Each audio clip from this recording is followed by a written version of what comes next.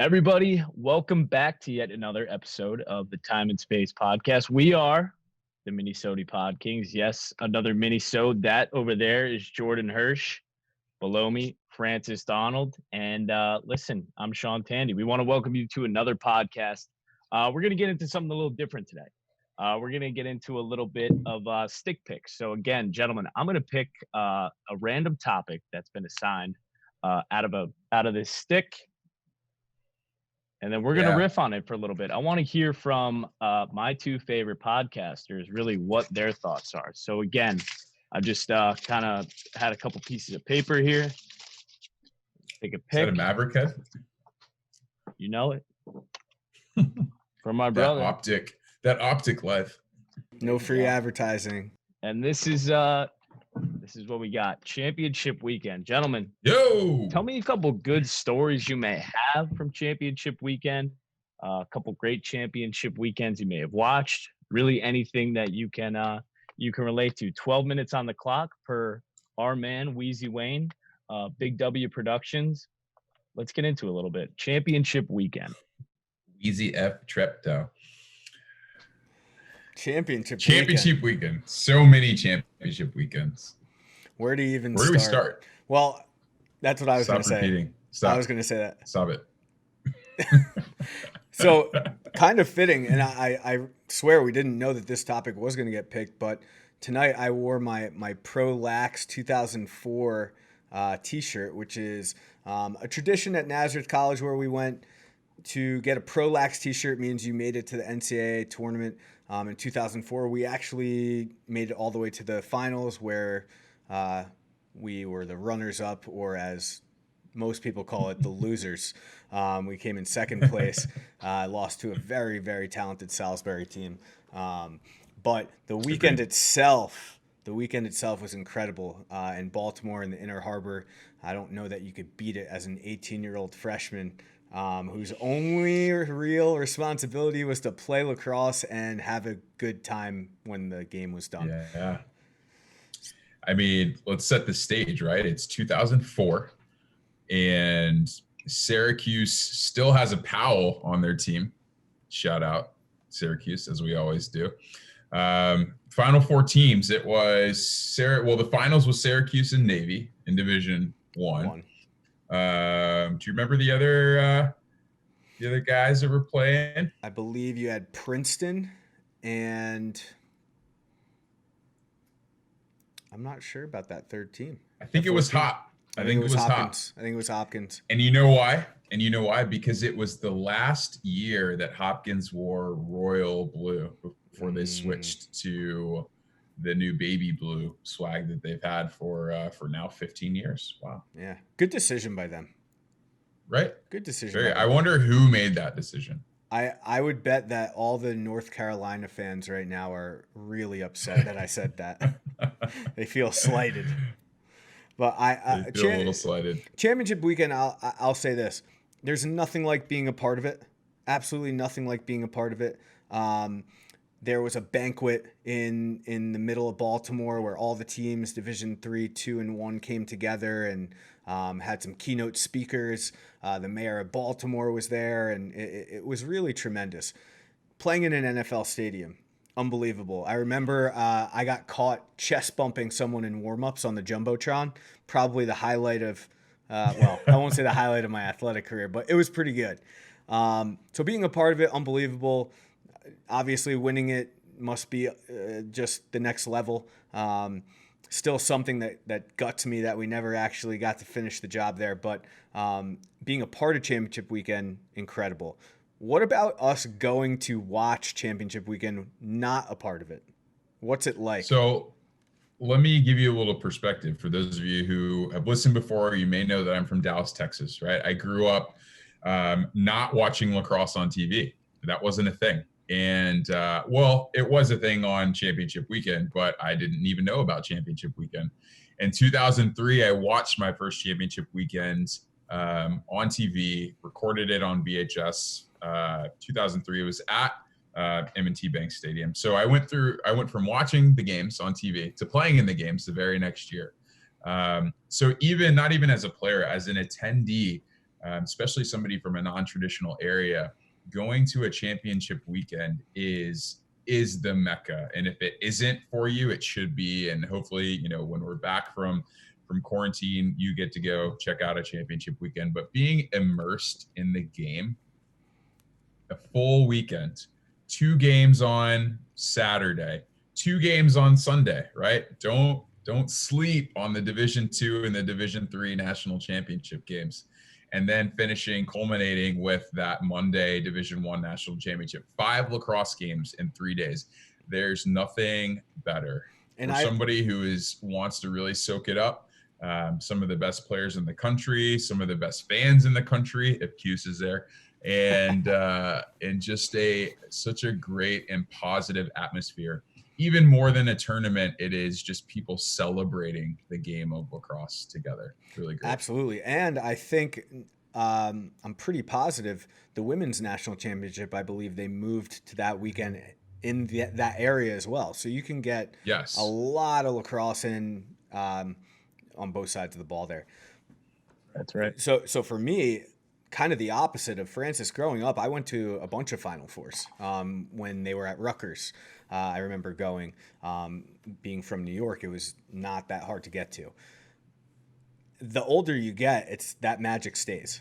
When you walk in the stadium and go to that tailgate with a bunch of friends, or you wander around and find yourself in a tailgate that maybe you weren't expecting to go into, and you make some new friends. That's one thing that I think makes the lacrosse community pretty special. You get that all in one weekend. The whole lacrosse world comes together. And even if you're not there in person, you're watching it on TV and hoping that you can get there in person. As young adults, Francis and I continued to go to championship weekend even after we were done coaching college. And it became a destination for us. It was like a family vacation with our friends from college. And we went to 3 or 4 in Baltimore, 2 in Boston, Foxborough, in Foxborough.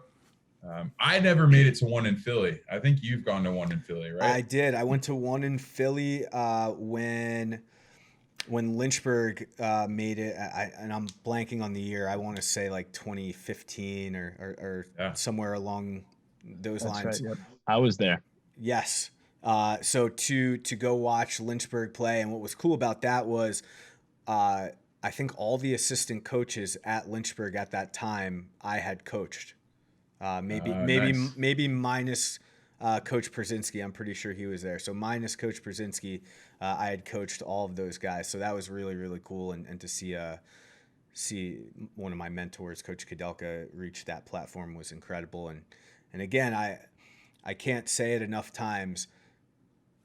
As a young guy watching lacrosse, and Francis hit it on the head, it was hard to find lacrosse outside of championship weekend.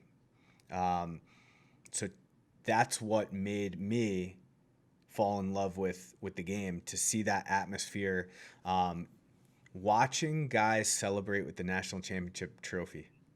That to me, I'm thinking right now about actually a childhood friend played at Gettysburg when I was still in high school. He had graduated, and they lost 2 national championships in a row to Middlebury. And I still get, I get chills thinking about Middlebury celebrating, because it's not always about the celebration. It's also maybe watching someone not get that satisfaction, and wanting to be on the right side of that celebration. I remember in 2007, we were in the stadium, M&T Bank Stadium in Baltimore. We watched Johns Hopkins beat Duke. And I remember the feeling that I think we shared, the mutual feeling, because it was our expectation to make it to championship weekend as seniors. And so when it was finally over and Hopkins beat Duke, it was a great game, but I know I felt a little empty knowing that was the final game in our career, right? Our senior year, right? And so there was almost a finality to watching the Division I championship end on Memorial Day, and then it really hit. It was that was it. It was done. So there's a connection. No We doubt. all know people every time we go to it, watch it. We all know somebody that's playing or have a connection. And that's the beauty of the sport, is that now you can be anywhere in the country and have a connection to championship weekend, right? It's like the kid that was nasty 4 years ago at the high school down the road that you don't even go to is playing in championship weekend, but you're rooting for him, right? Because you're from, Salt Lake City, Utah. And, there's only one kid, Bubba's the only guy you got to watch. So, that's a great connection too. What I love is, and what I would love to see more, and it's happening, I think, more now. As lacrosse grows, I would love to see the parity of who makes it to that Final Four in Division I continue to change. Yeah. I want to see some new teams in there. I want to see some of those West Coast teams in there, the newer ones. It was exciting when Denver won it for the first time. To see a different face holding the trophy. I think that was a big realization for me, speaking of different faces holding the trophy. I remember as you said, the finality of our senior year in 2007, I remember thinking to myself, I have to coach college lacrosse so I can keep chasing that trophy. I just want to keep. And my roommate in graduate school at the University of Lynchburg was a basketball coach. And I remember saying to him, one of these days, I'm telling you, it's going to happen. We're going to get it. I'm going to find a way. Like, Naz is going to win it. Lynchburg is going to win it. Somebody I'm connected to. I'm going to feel that, right? And he looked at me and he said, dude, nobody wins national championships. Nobody, right? And he was really talking about basketball, because with all of the parity in the NCAA basketball tournament, really, it's mostly the same teams winning it, right? For the most part, you know who's winning it. It's rare that it's like an upset national champion, if you think about it. And I can speak to Division III and I guess Division I to a degree. Has there been more than 10 national champions in the last 15, 20 years? I'd have to look it up. Probably not. Who have we seen emerge, right? We've seen UMass. I can think of, I think it was 06. But Big they didn't UMass win. year. 07, Delaware. Didn't win. Right? Yeah. We've seen Towson in the Final Four. We've seen Ohio State. Yeah. Denver was the one, right? Right, Denver was the one. Loyola was the one. Yeah. But mostly, right? You see mostly blue bloods winning the national championship. And, it's the beauty of sports. Alabama just won the national championship in football again, right? It's the beauty and maybe not of sports, where there's always something to chase. There's always someone to chase. And I think deep down inside, and I know you're the same way, Francis, like, I'm still kind of chasing it. I don't know how, but I think I still am. I just want my teams to win. As long as somebody from upstate wins, I'm good. There we go. Definitely. Let's play a game made up by our very own Wheezy F. Wayne, and the aim is for our friend. He's a great man. And he's come up with the game we like to call shot clock, right? So you get 80 seconds. I'm going to give you each 5 words. You're going to have your partner, Francis and Jordan, guess those 5 words without using the words outright. And we're not going to have hand motions be involved either. So again, we're going to start with Jordan, right? So Jordan, 5 words to Francis. Let's see if you can do it in 80 seconds. You ready, sir? Here we go. Let's do it. All right. What's black and white and red all over? A dead zebra. No. Sometimes you read it in the morning with coffee. Newspaper. Yeah. Who just won the national championship in football? Alabama. Poland Spring. Water bottle. Spring bingo. water. Water bottle. Band from New Jersey, the lead singer, halfway Bon Jovi. there. That's it. White Sox, Cubs, Bears. Teams in Chicago. Chicago sports. Chicago. Boom. Done. Yeah. Mail it in. Mail There it we in. go. That was nice. Wait, Bon Jovi Wait, was banned from New Jersey? No, they're They're a band from New Jersey. Oh my gosh, that was good. That's really good. Wait. Wow. I'll tell you what, he's banned from Buffalo. He tried to buy the Bills and move them to Toronto. That would have What? been horrendous. That was Bon Yeah, Jovi that did that? it was Bon Jovi. He tried to do it, didn't do it. That would have been That's a no. horrendous. Nobody's playing your music at 158 no more, bud. Francis, you are up 5 Yeah. to Jordan, sir. Let's do it. Mission Impossible movies, Days Tom of Thunder, Bill Cosby commercial back in the 80s. Pudding. Official name. Pudding pop? Brand name. Pass. Jigglers. It was called the something Jigglers. Jello. We used to dance to his song in the club. 50. It was called Yeah. Oh, Lil Jon? Usher? And there you go, Usher. This plus gold equals Nazareth. Purple. And Dak Prescott is a Quarterback. yes. Boom. With 30 seconds to spare. That was good. That was really good. I really thought with Usher, well, you could have gone a lot of different ways. I love where you went. My first thought right after I said Usher was like someone who walks you to their seat. Also an Usher. Also an Usher. Different, Also but the relatable. same. That's great. Jordan, you're up to read DeFrancis. Ready? Go. Jungle cat. A jungle cat. Cheetah. Plays golf. Lion. No. Tiger. Yeah, the full name. Tiger Woods. That's the one. Oh my. Amazing movie. Will Shawshank Ferrell. Redemption. Great first guess. Will Ferrell. Old school. Yeah, that's it. On Tuesdays, you may consume this. On Tuesdays we wear pink. No, you may tacos. eat. Yes. You had this car overpriced. You had it for a long time. Spent way too much money on it. Jeep Wrangler. Yeah, Jeep. People do this in San Diego. It has 4 wheels, and you stand on it parallel to where you're going. Skateboarding. It's a skateboard. Tony Hawk. Here we go. 22 seconds to spare. Yes.